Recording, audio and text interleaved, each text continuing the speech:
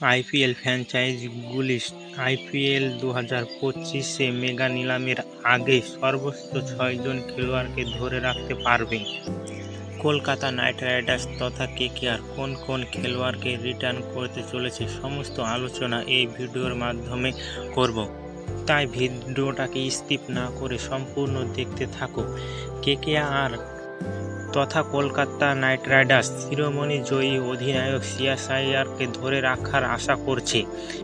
2024 সালে আইপিএল নিলামে Mitchell Starc IPL ইতিহাসের সবচেয়ে ব্যয়ী খেলোয়াড় হয়ে ওঠেন।